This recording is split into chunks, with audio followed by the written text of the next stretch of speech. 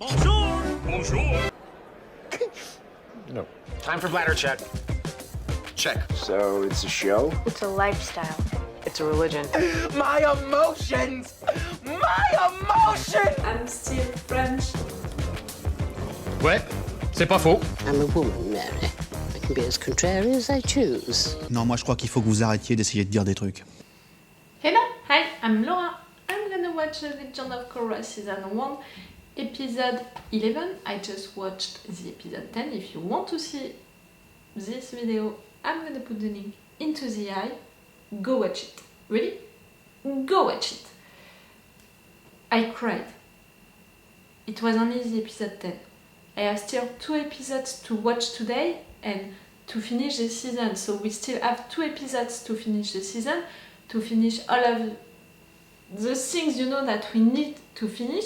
You told me, guys, that at first it was supposed to be only 1 season, The Legend of Korra. I'm expecting them to close the main things, the main stories during these 2 episodes. So more tension moments, more action moments, more moments for me to cry. Potentially, If I cried like that during the episode 10, how am I gonna be during these episodes 11 and 12? I cried when Lin tried to defend Pema and the kids, and finally the kids arrived and helped her. I cried when they attacked Tenzin also, I think. I cried when Tenzin decided to leave the place because Lin said that they are the last airbenders, so they can't be killed if they are killed. All of the last airbenders would disappear. I didn't think of that, okay? I didn't think of that at all. They are the last airbenders. They are the future of airbenders, They can't die if something is happening to them. That's gonna be the end of the airbenders. No, it can't be. I was so shocked, when they said that, when Lin said that, because I didn't think about it.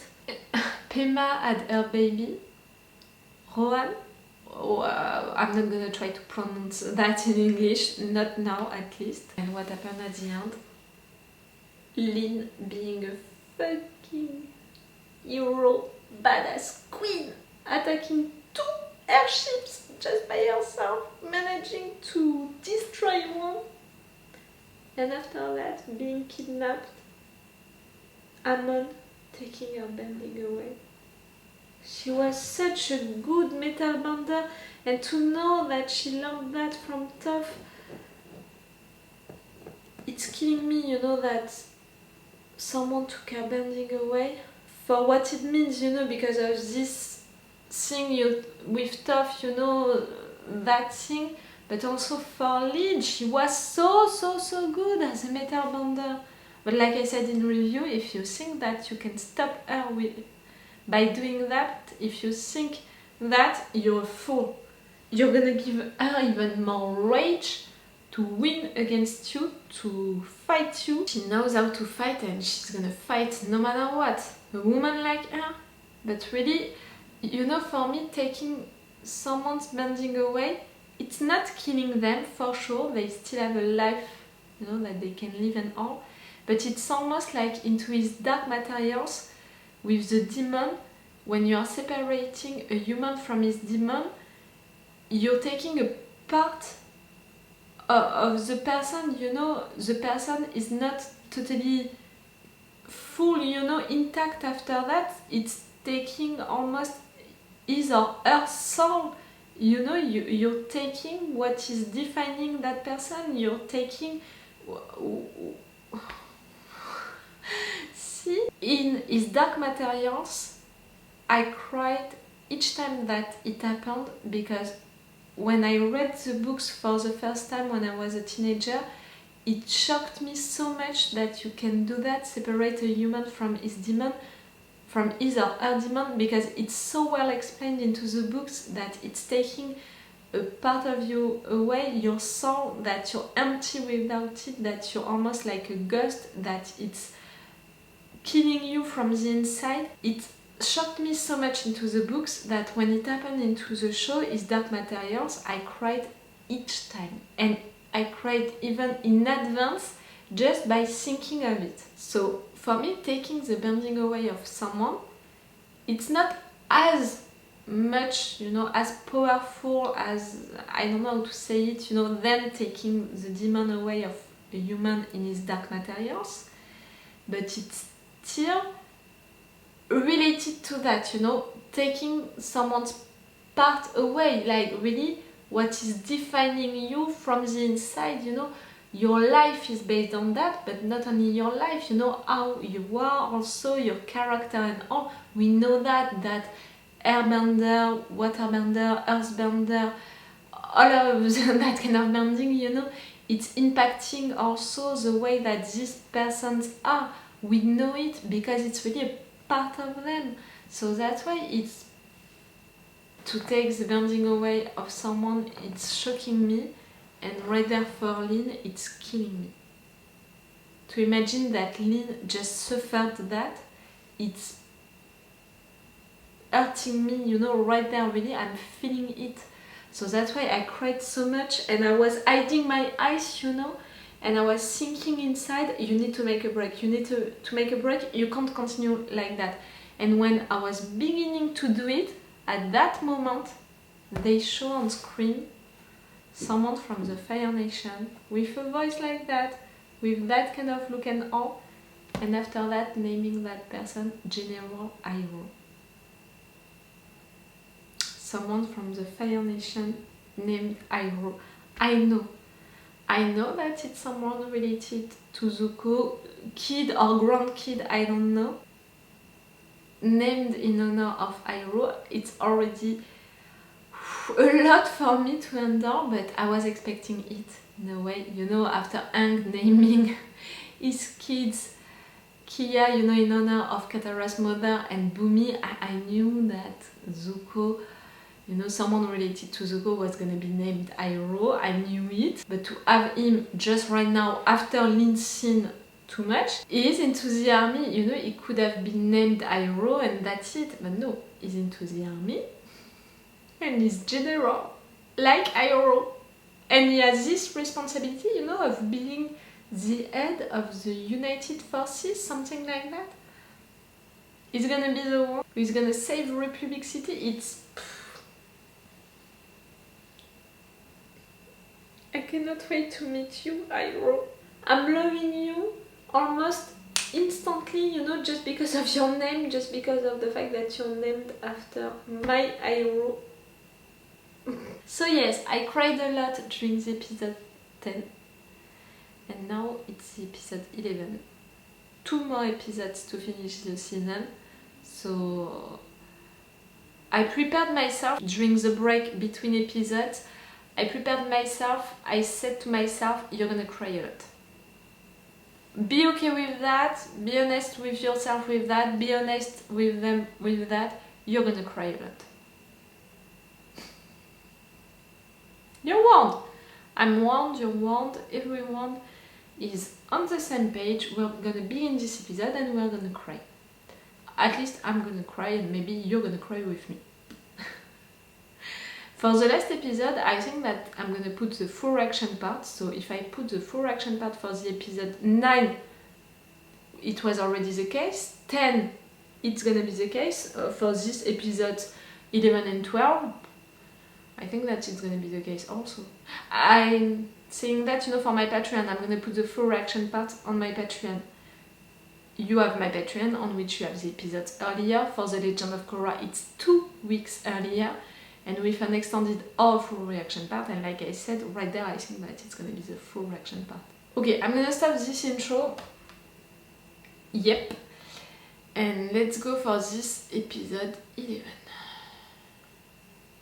Why it hurts my...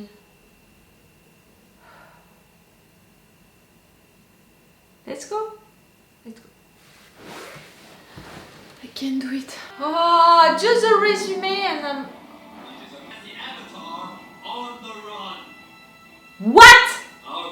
How dare you! You two were gone a while. You're a lot. Doing reconnaissance. Whatever. Welcome back. Hope you worked up an appetite. You're helping them to hide. We got benders and non-benders living together down here.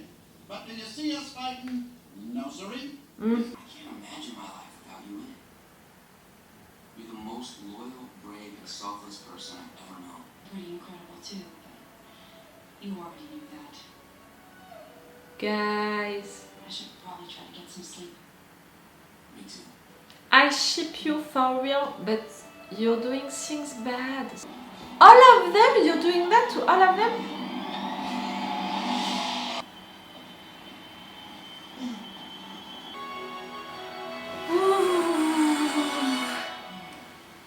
Mom had to know we were coming. Something's not right. You.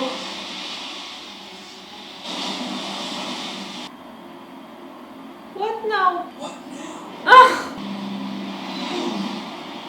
Save that boy, that man, I don't know his age. General, I roll. Save him. If you can save all of these persons, I'm okay also with it. Torpedoes now? We improved so much the technology between Avatar The Last Airbender and The Legend of Korra. It's insane. More like World War II when Avatar The Last Airbender it was before that.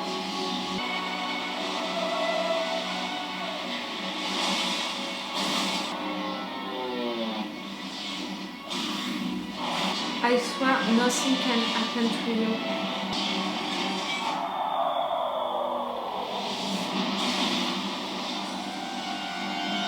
He's alive, he's alive, he's alive, he's alive. Korra.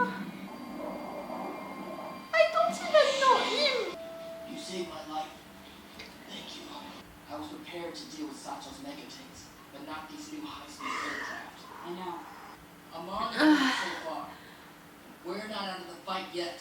I like this man's confidence. The second wave of reinforcements is on the way. But I need to warn them. Commander Boomy, 2nd Division of the United Forces. Commander Boomy, Tenzin brother, is a Commander Do Boomy. not approach city until I can deal with that. It's time to take down my father. Asami, you're so brave. I'm sick and tired of hiding from Amon. It's time I face him. That's not You a good think point. so? My grandfather would respect the Avatar's instinct. So will I. Grand kid. He's Zuko's grand kid. Love you, little bro. Love you back, big bro. Korra, Amon's a nasty dude. Be careful. I will. You're going into the mountains. You should bring Naga. Oh!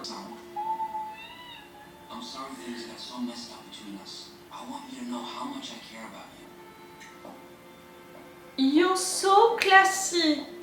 You Lieutenant were Moustache. Well, you're getting transferred again. Amon wants extra security at the arena today. The arena? For what?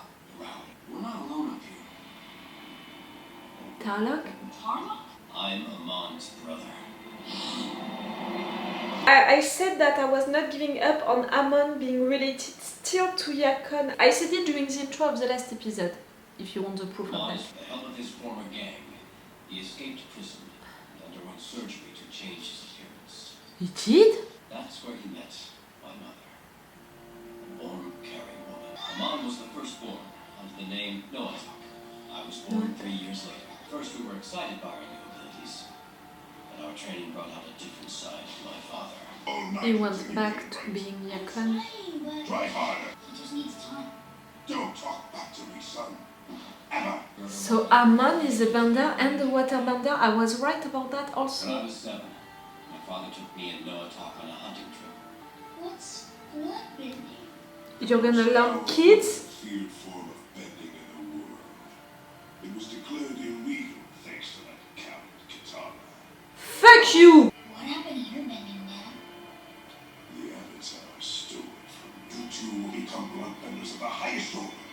And you're gonna show them how to take away. Claim Republic City, and you will destroy the Avatar. That is your purpose in life. The good days were behind us. Father took us on another supposed hunting To trip. kids, you learned Secretly that to trained us in kids. bloodbending. Stop! You're hurting it! Your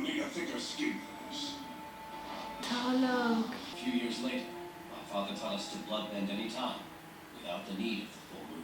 You were brainwashed, you know, by your father to do that. Revenge, I had no stomach for manipulating Republic City, the Avatar. My brother, however, seemed to revel in his newfound power. He was a prodigy, mastering my father's psychic bloodbending technique by the time he was 14. 14?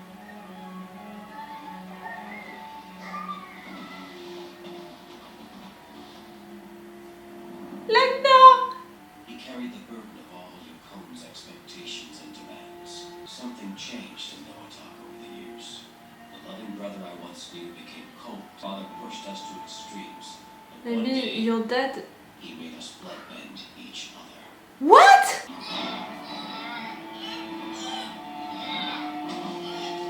So you can learn how to resist and to test, you know, if you will obey, if you will do it to someone you love. I feel awful. I don't want to do that to anyone. I never want to bloodbend again. Disgrace. I teach you a lesson, you insubordinate. Stay away from him. What are you gonna do about it? You're the weak one. Took your bending away. What could be more powerful than that? I made you what you are. We're your sons. Not your tools of revenge. You're right. Let's go. You can run away from him. But what about Mom? We can't just leave her. He's worried about you. You are a weakling. No, it's not! Don't leave, please! You left. No, it's not! But he perished in that storm. My mother was never the same after the loss of my brother. It's so tragic, everything. With Noatak gone, his hopes for revenge withered. And he passed away a few years later. Don't care. That's one of the saddest stories I've ever heard. So Avatar Korra, I am truly sorry for all that I did to you. I became a soldier of revenge, just like he wanted me to be. And so did my brother. not of revenge, because he's hypocrite, you know. He's a bender, he wants power. The Avatar is the most powerful because he can do that. I mean, Aang could do that, do you understand? I don't know how he does it. Finally, we have the advantage. We know the truth about him. If we expose him as a bender in front of all his supporters, we can take away his true power. And undermine this whole revolution. We can't just leave him. You're not gonna win against him only by fighting him, it's gonna be also Defeat him. by words, by convincing people. I'm not conflicted because, you know, I believe in second chance and Tarlok can have a second chance because of the fact that he regrets what he did, we understand why he did all of that, and he knows why it was wrong and what he has to do to change and all. So he has everything to become someone good and all. And for me, who believes in second chance and in redemption, I'm ready to believe in you, Tarlok. That story was so rough, so sad. But you know, it was so full of informations that I couldn't get my feelings involved into it. It's almost now, you know, that I'm feeling how sad it was, all of that story. We had the side of Tarlok, you know, he was telling the story, but he made so clear how Amon lived also all of that. The first part of this episode, it was for General Iroh to come, to be attacked, to join Korra and our guys, and what can they do now to fight Amon. That was the first part of the episode. The second part of the episode, it was that flashback about the story of Amon and Tarlok. I'm gonna continue to name them Amon and Tarlok and not by their real names. It's gonna be easier for you and me to understand about who I'm talking about. For the first part of the episode, you know,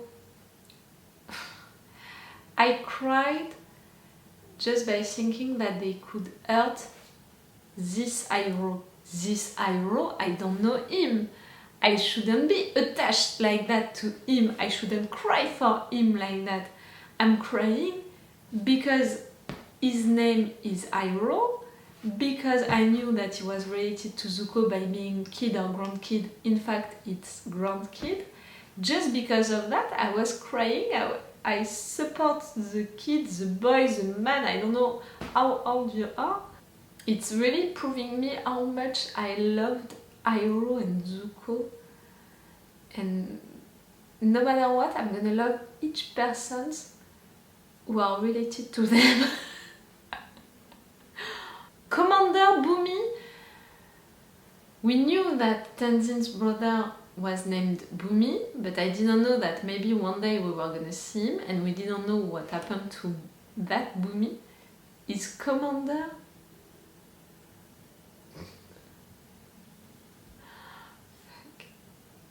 You know that attack? I said it during the episode. I don't know if I can keep all of that for the editing for YouTube. For Patreon, you're gonna have the full reaction part. I'm not gonna, edit that. No. For Patreon, full reaction part. But for YouTube, I'm gonna be forced to cut during this episode, so I think that I'm gonna cut a lot during the attack to keep a lot of the flashback, for you. So I don't know if I'm gonna keep the part, during the episode when I explain to you that for me, the difference, of combat during Avatar The Last Airbender and here during The Legend of Korra, we can really feel it, that there is a difference with how they are fighting, what they are using, the machines that they are using and all. And it's almost like The Legend of Korra, it's how they were fighting during World War II. When Avatar The Last Airbender, it was more how they were fighting just before that, like the years before that, when they didn't have torpedoes, bombs, stuff like that. Like in Avatar The Last Airbender, we had bombs, but it was sneaky, smelly bombs. It was not bombs like that, and it was not torpedoes like that. Yes, it really felt, and how they attacked, the plan, the strategy right there, it really felt more like a World War II combat situation. I feel the difference. Amon, he has Republic City now. He wants to organize a rally into the arena. It can be the good moment to attack him. That's gonna be the case. They're gonna say the truth during that rally. I said it since episodes, you are witness of it, that to win against Amon, it's gonna be by fighting him, but also by convincing people that you can resolve the issue between benders and non-benders, because I'm repeating it, there is a real issue, for real. We had several proof of that. The fact that Tarlok made that law voted, like that, and all so easily, it's the final proof that there is a real issue between benders and non-benders, so you need to convince people by words. And I knew that Amon was a bender. I said during the time, that he was still working when Tarlok was bloodbending him, that maybe he could be a waterbender. I think that I didn't keep that for YouTube, but I kept that for Patreon, because you had the full reaction parts, so you saw it.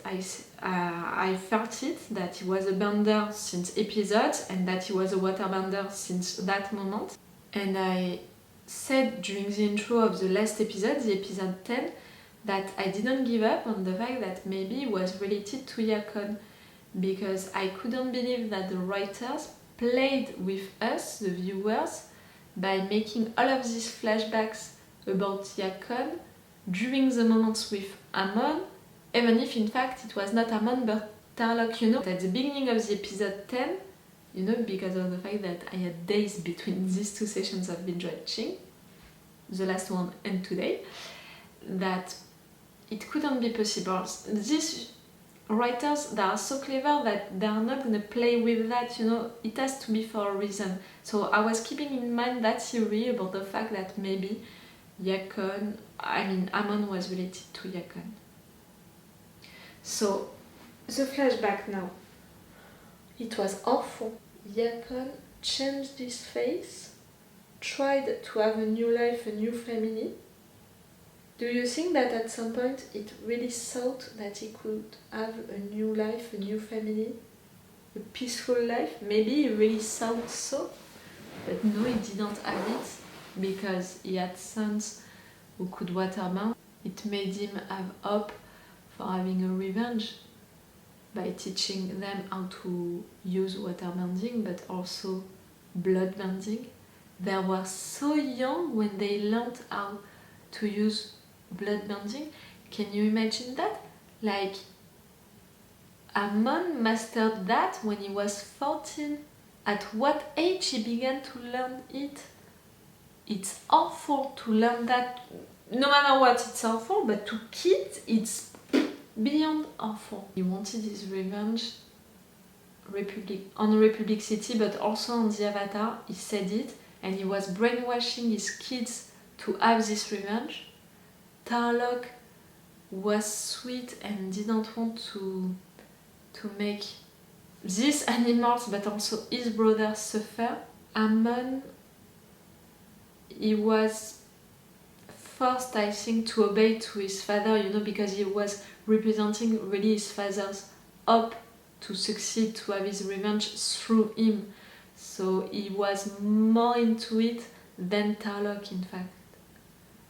You know, he was more brainwashed, he was more forced, it was painful for him to do it, but he had to do it, and he took that responsibility and all. He only switched when Yakon attacked Tarlok. My neighbor is listening to music really loud. I hope that you're not hearing that. If it's the case, I'm sorry for that. Amon did that, you know, bloodbending on his brother, but after that he protected his brother against his father. That's a contradiction, you know, in a way. You're making your brother suffer by bloodbending him, but you don't want your father to hurt your brother. That's a little a contradiction, in my opinion. He wanted to live with Tarlok, but Tarlok refused for his mother. He called his brother weak, and he left without him. Before that, he said to his father that the one who was the most powerful, it was the Avatar, because he could take blending away. It was not his father by using bloodbending and all. After that he left, and he left Tarlok like that, and Tarlok all alone, you know, only with his father dying, mother never being the same and all. He tried to have his father's revenge no matter what. We can understand that. But for Amon, you know, to say that, to live like that, it really means that for him, it's not really a war between benders and non-benders. It's about taking control of this city and all for his father, still in a way, because he was brainwashed and all about that. It's still a revenge, you know, for his father, but not by doing what his father wanted, you know, to control the city with bending. Really, to control the city by taking away everyone's bending and by being the one who has this power, who is more powerful in his opinion, you know, according to him. It's a question of power. It's a question of revenge for Yakon, but it's also a question of power, being the more powerful by taking away everyone's bending and not being the only one with bending, but by being the one who can do that, taking away someone's bending. Do you understand what I mean? I thought, you know, that creating that war was one of the steps of his plan. I was not right with that, not really fully. I mean, it was not like that into my mind. For me, he wanted to fight the Avatar at the end, to have something from the Avatar, maybe to steal powers from the Avatar, you know, or to be the one to take bending away from the Avatar. That was the final step for me, for Amon. Not for these reasons, not like that, so for me I was wrong with my theory. That one, you know. His plan was to create that war, his plan was to take Republic City, but the end of it, You know, his final objective for me is to take everyone's bonding away, to prove that he is the most powerful because he can do that. That story was so sad, you know, doing that to kids, teaching them blood bonding, but also brainwashing them like that, treating them like that, hurting them like that. They were screwed since the beginning, you know, since all of that began. One of them really did all of what his father wanted, you know, all of this revenge plan, Tarlok. And one of them did it, but for himself, with what he wanted himself to do, being the most powerful by taking away everyone's bonding. But he has a relationship, you know, with bonding which is so conflicted also since the beginning, because for him he was forced to use his bonding like that, he was forced to do everything and all. I think that he has, yes, a really conflicted relationship with bonding. It can explain a lot. Okay, I'm gonna stop this video right now. I'm gonna watch the episode 12, the last one of the season 1. I'm gonna finish the season 1 today.